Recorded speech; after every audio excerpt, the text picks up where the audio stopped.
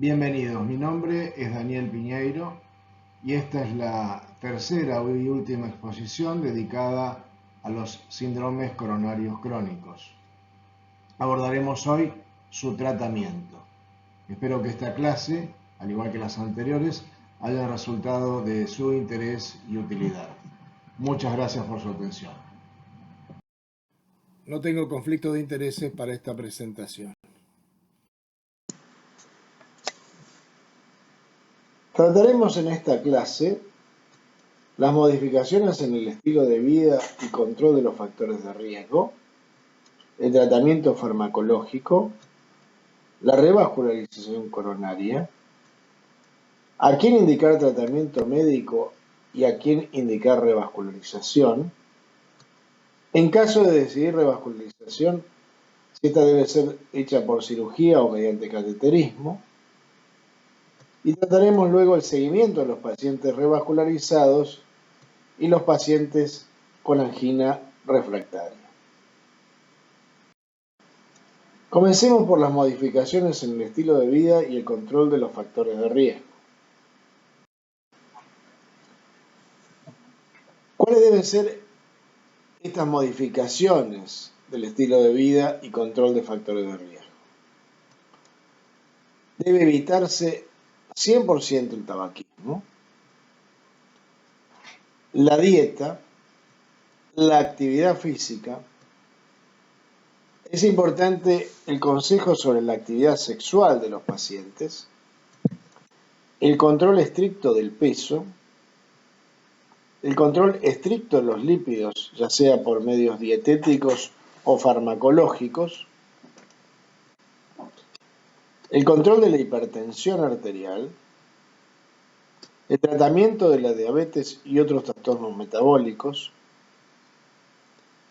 la consideración de los factores psicosociales, la rehabilitación cardíaca, las vacunaciones, particularmente la vacunación antigripal y antineumocócica, y la terapia de sustitución hormonal que debe evitarse, ya que si en algún tiempo se consideró como un tratamiento útil, hoy está claramente demostrado que, lejos de favorecer, perjudica la evolución de la enfermedad crónica estable.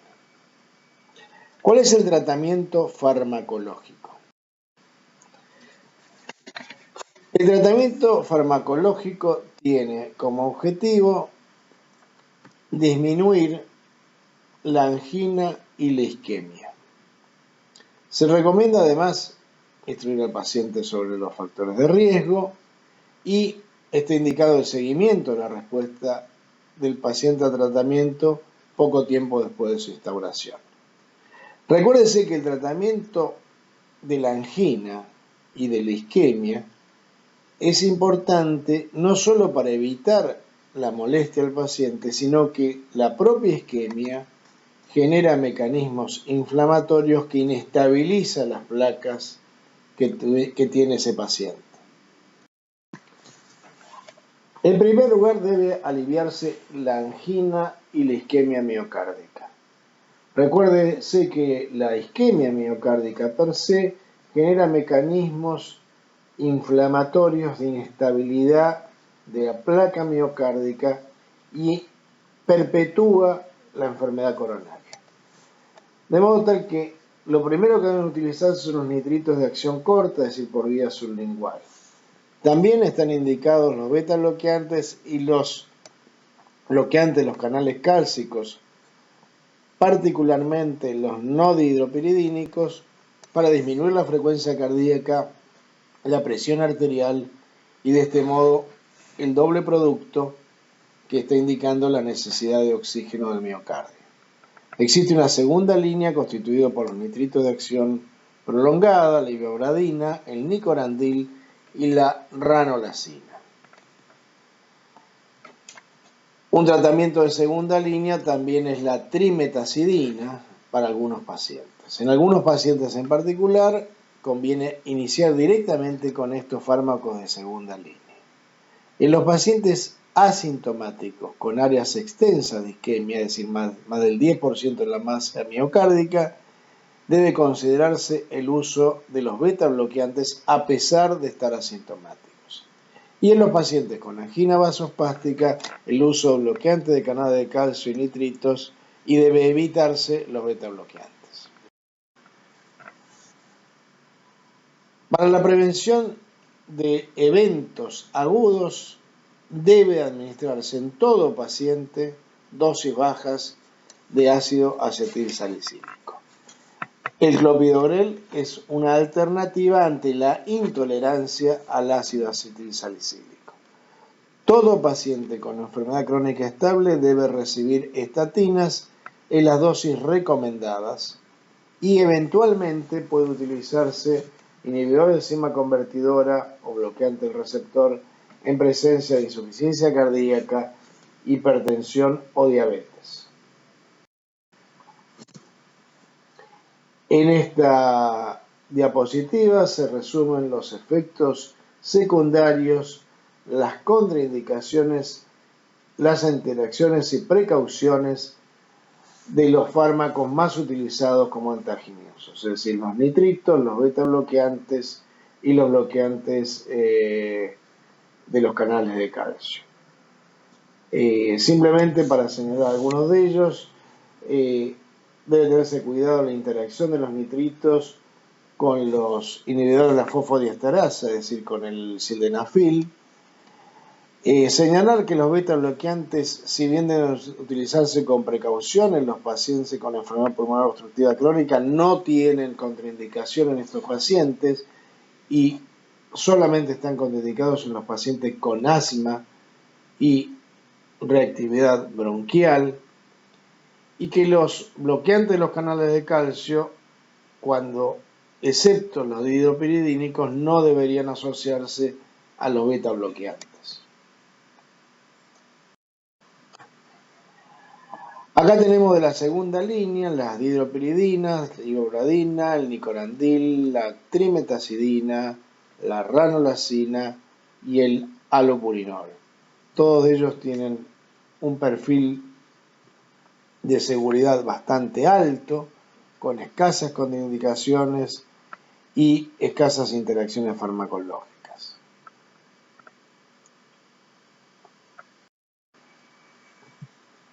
De modo tal que los dos puntos claves en el tratamiento de un paciente con angina de pecho es aliviarle la angina y prevenirle los eventos. Le va a aliviar la angina los nitritos, los beta bloqueantes y los calci bloqueantes o los fármacos de segunda línea como ibradina, nitratos de acción prolongada, nicorandil, ranolazina o trimetazidina. La prevención de eventos agudos va a radicar en la administración de aspirina, estatinas y eventualmente inhibidores de enzima convertidora o bloqueantes de los receptores. En aquellos pacientes en que a pesar del correcto tratamiento de la angina hay persistencia en la angina, puede considerarse la realización de angiografía coronaria para eventualmente indicar procedimientos percutáneos o cirugía coronaria. Téngase en cuenta la mortalidad anual con tratamiento médico de los pacientes con enfermedad crónica estable. Un paciente que tiene un solo vaso enfermo tiene 1,4% de mortalidad anual, dos vasos 2,4%, un vaso con más del 95% de la descendente anterior 3,4%, dos vasos con más del 95% 4,2%, tres vasos 4,2%, y la situación más grave es pacientes con tres vasos y una lesión más del 95% en descendente anterior que tiene 8,2%. El mensaje ¿cuál es? Es que la mortalidad anual con tratamiento médico es relativamente baja en los pacientes con 1 y 2 vasos e incluso con pacientes con 1 o 2 vasos aún con lesión de la descendente anterior. La gravedad se incrementa de 3 vasos con compromiso de la descendente anterior asociado. En los pacientes con angina microvascular se recomienda tratamiento de prevención secundaria con aspirina y estatina, beta bloqueantes y antagonista del calcio.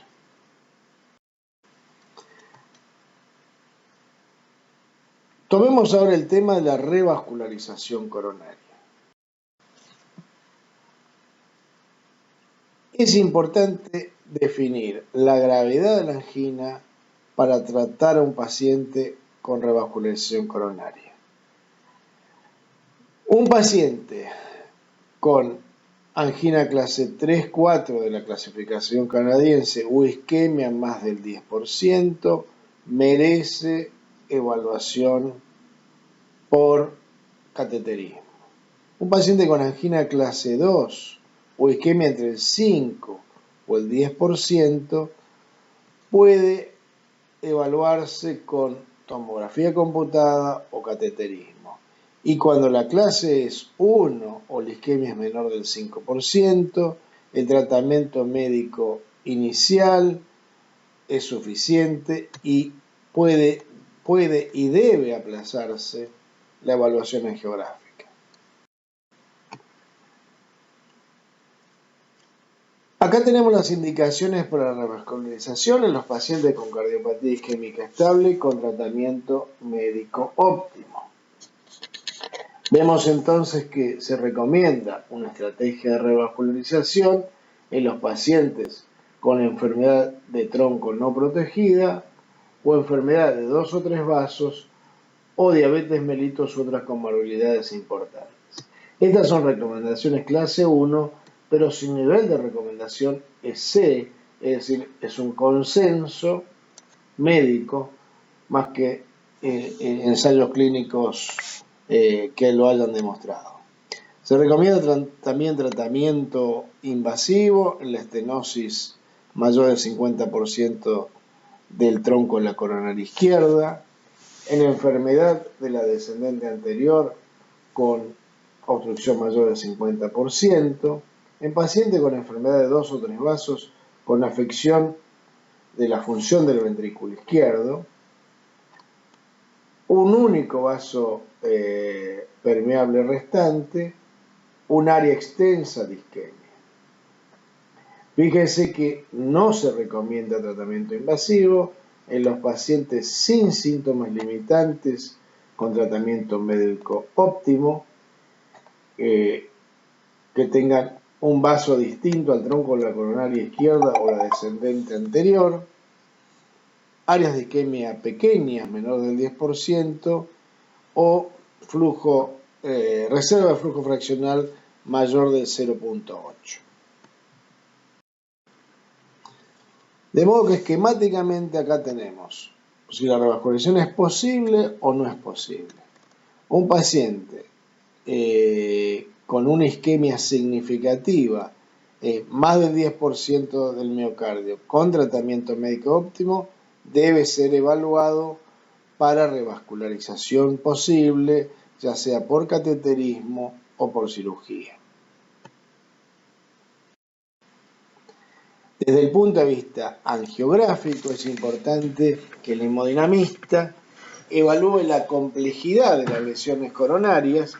Y acá tenemos el score Syntax, que evalúa muchas variables, desde la posibilidad de oclusión total, número de segmentos, presencia de calcificación, dominancia, etc. Estos son 11 variables que permiten medir la complejidad de la situación desde el punto de vista anatómico. Esto es importante para definir cirugía o angioplastia. Si alguien tiene interés particular en el score Syntax, este se encuentra disponible en esta página de internet.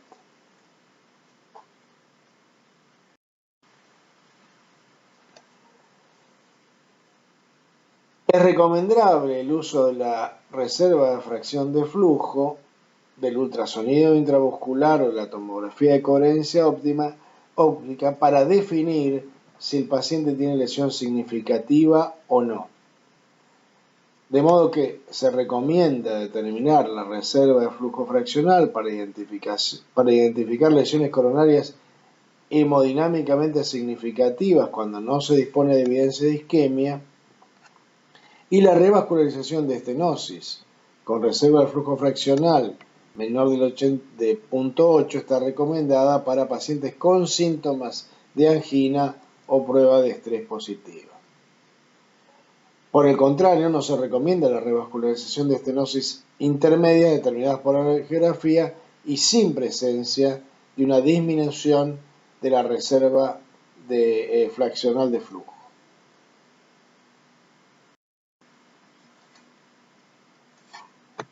Acá tenemos el problema del tratamiento del tronco de la coronaria izquierda, y lo recomendable es solo tratar por cateterismo pacientes con un score de Syntax bajo, digamos de baja complejidad. Como se ve en la diapositiva, la discusión del HEART Team, es decir, la discusión en la cual esté presente el clínico, el hemodinamista y el cirujano, permitirá determinar el riesgo del paciente desde el punto de vista hemodinámico y el riesgo clínico del paciente, y definir en presencia de enfermedad de tronco cuál es la mejor alternativa para cada paciente individual.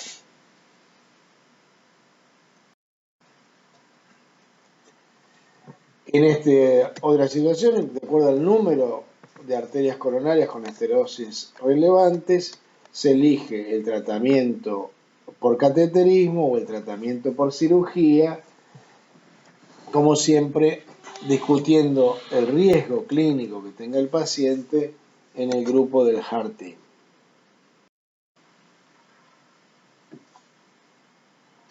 Todo paciente a quien se le colocan stent debe ser sometido a tratamiento con doble antiagregación plaquetaria, con aspirina y clopidogrel, prasugrel o ticagrelor por un tiempo prolongado, que es de por lo menos un año. Terminado este año, debe persistir el tratamiento con aspirina en forma permanente. ¿Cuándo tratamiento médico y cuándo revascularización?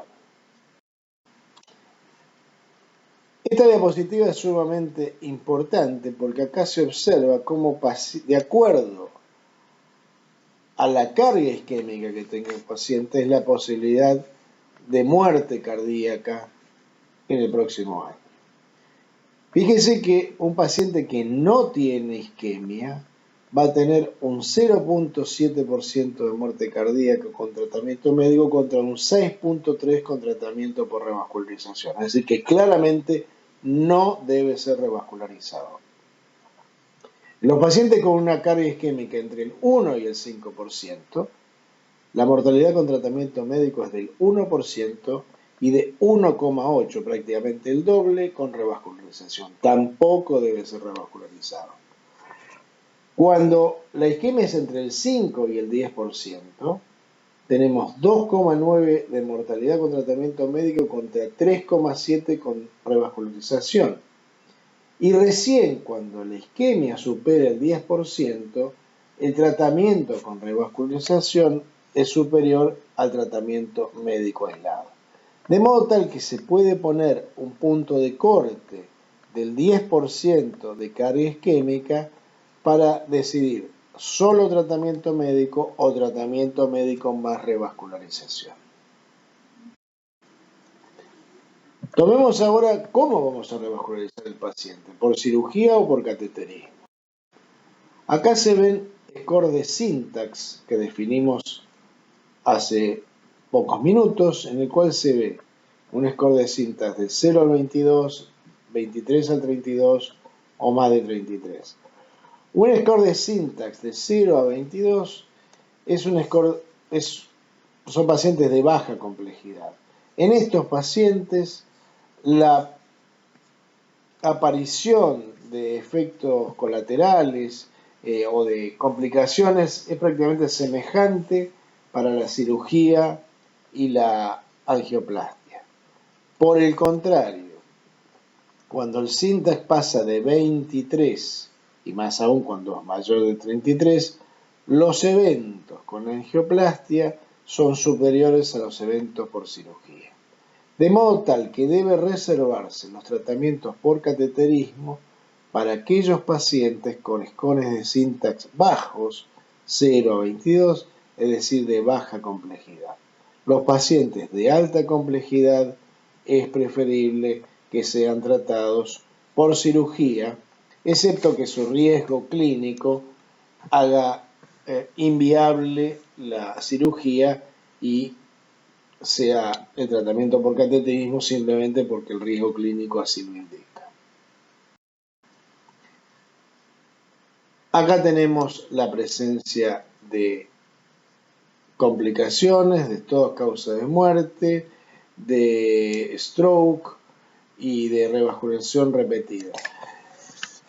Prestemos atención a la repetición de revascularización en el punto F, en el cual se observa que el tratamiento por cateterismo a 60 meses conlleva un 25% de nuevos procedimientos. Quiere decir que 1 de cada 4 pacientes debe recibir otro tratamiento, contra un 12% de los pacientes tratados por cirugía.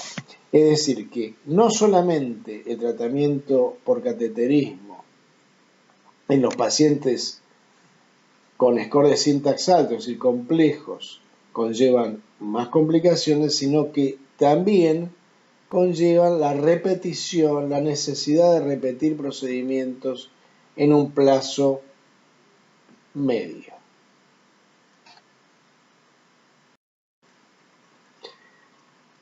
Veamos ahora qué sucede en los pacientes diabéticos y no diabéticos. Claramente, en los pacientes tanto diabéticos como no diabéticos, la cirugía de revascularización coronaria evaluado a 5 años indica menos complicaciones coronarias, menos causas de muerte en general, no hay diferencia en cuanto a accidente cerebrovascular, sí la existe en cuanto a infarto de miocardio y a repetición de la revascularización. De modo tal que, nuevamente, tanto en diabéticos como no diabéticos, la cirugía tiene menos complicaciones, menos mortalidad y menos necesidad de repetición de procedimientos. Acá tenemos la comparación de eventos cardíacos, muerte, infarto, accidente cerebrovascular, stroke o infarto, accidente cerebrovascular solo o repetición de la revascularización, en el cual se ve la superioridad de la cirugía. De modo tal que debe reservarse los procedimientos percutáneos para aquellos pacientes con enfermedad de un solo vaso, con alteración, fundamentalmente aquellos en que esté comprometida la descendente anterior en forma no proximal, con score de Syntax bajos, es decir, con baja complejidad desde el punto de vista anatómico, aquellos que tengan contraindicación para la cirugía, pacientes ancianos, etc. Debe preferirse la cirugía siempre que haya tronco en la coronaria izquierda con un score de Syntax superior a 33, enfermedad multivaso, sin duda en los pacientes diabéticos, pero también en los pacientes no diabéticos, restenosis recurrentes o enfermedad cardíaca estructural concomitante, como por ejemplo estenosis aórtica. ¿Cómo debe ser seguido el paciente revascularizado? Fundamentalmente con medidas generales, tratamiento antiagregante y las pruebas de imágenes solamente estarán indicadas cuando haya cambios clínicos significativos que indiquen isquemia o la posibilidad de isquemia.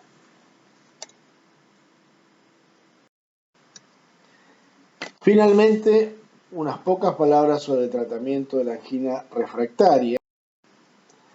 En estos pacientes puede considerarse una serie de métodos muy específicos que simplemente mencionamos como ilustración, que es la contrapulsación externa potenciada, la estimulación eléctrica medular, la revascularización transmiocárdica y la estimulación nerviosa eléctrica transcutánea. Estos son pacientes realmente muy complejos que no responden al tratamiento médico y que no pueden ser revascularizados por cateterismo o por cirugía.